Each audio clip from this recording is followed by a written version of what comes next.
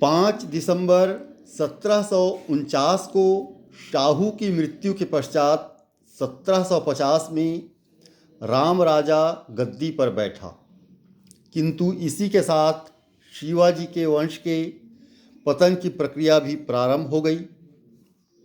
एक ओर ताराबाई ने राजनीति पर अपना नियंत्रण स्थापित करने के लिए षड्यंत्र करना प्रारंभ किया। दूसरी ओर राम राजा ने मनमाने ढंग से शासन करने तथा प्रशासन पर ब्राह्मणों का नियंत्रण समाप्त करने के लिए एक समानांतर दल को प्रश्रय देना प्रारंभ किया, किंतु उसकी यह इच्छा क्षणिक ही सिद्ध हुई। रघुजी भोंसले की मध्यस्थता के कारण वह विशेष रूप से संगोला समझौते के बाद पेशवा व राम राजा में सामंजस्य स्थापित हो गया। इस पर ताराबाई ने पेशवा को उखाड़ फेंकने तथा राम राजा पर अपना प्रभाव स्थापित करने का प्रयास किया। वह राम राजा को सतारा के किले में बंदी बना लिया, किंतु पेशवा की कूटनीति के कारण ताराबाई अकेली पड़ गई। उसने सतारा का किला तो पेशवा को सौंप दिया, किंतु राम राजा को सौंपने से इनकार कर दिया। वार्ता के दौरान उसने यह भी बताया कि राम राजा असल में उसका पौत्र नहीं है। इस तथ्य को जान लेने के बाद राम राजा का महत्व पेशवा की आंखों में कम हो गया। वैसे भी वह शासकीय सत्ता को हड़पने के लिए उत्सुक था।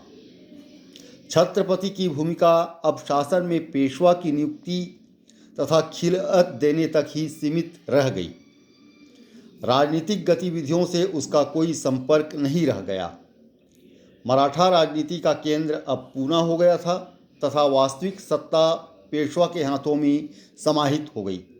इस प्रकार पेशवा ने अपने विरोधियों का दमन करने तथा अपनी सर्वोच्च सत्ता स्थापित करने में पूरी सफलता प्राप्त की।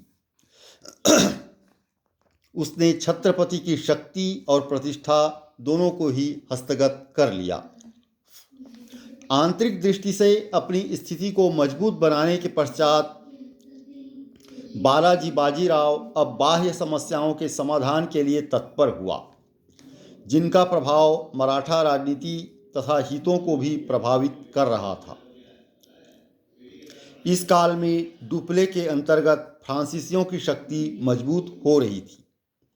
दक्कन की राजनीति में उनका नियंत्रण समाप्त करने के लिए कोशिश प्रारंभ की गई थी।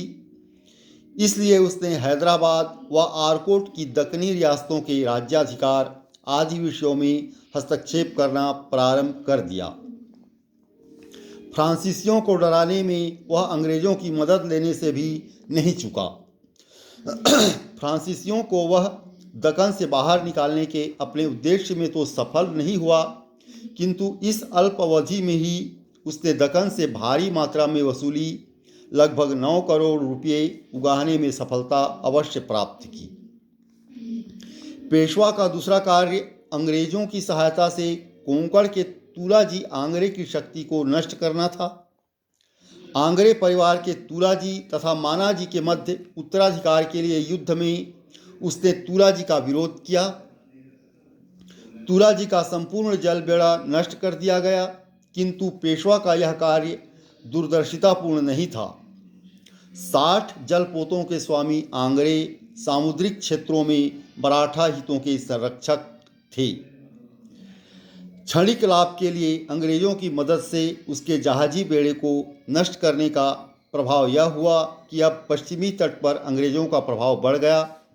कालांतर में उनकी स्थिति सुदृढ़ हुई तथा मराठों की शक्ति क्षीण हुई, क्योंकि डचों को भी मराठा क्षेत्र व व्यापार से वंचित कर दिए जाने के कारण विदेशी शक्तियों के प्रतिरोध से अंग्रेज निश्चिंत हो गए थे। उनकी महत्वाकांक्षा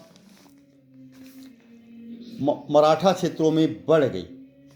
1757 में सीरा नामक स्थान पर मराठों की स्थिति मजबूत हुई।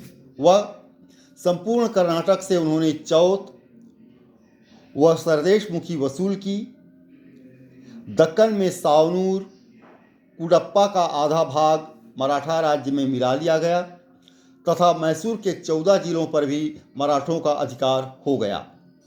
विजित प्रदेशों में मराठा सेना रखने तथा खिराज व राजस्व वसूली के लिए अपने अफसरों को नियुक्त करने से इन क्षेत्रों में मराठों के स्थायी नियंत्रण की प्रक्रिया प्रारंभ हुई। किंतु मैसूर के हैदर अली के सफल प्रतिरोध तथा पानीपत की तीसरी लड़ाई में मराठों की पराजय व प्रतिष्ठा की क्षति के कारण यह प्रक्रिया बीच में रुक गई। उत्तर की राजनीति में व्यस्त हो जाने के कारण बालाजी बाजीराव को दक्कन व सुदूर दक्षिण विजय की अपनी योजना को अधूरा छोड़ना पड़ा।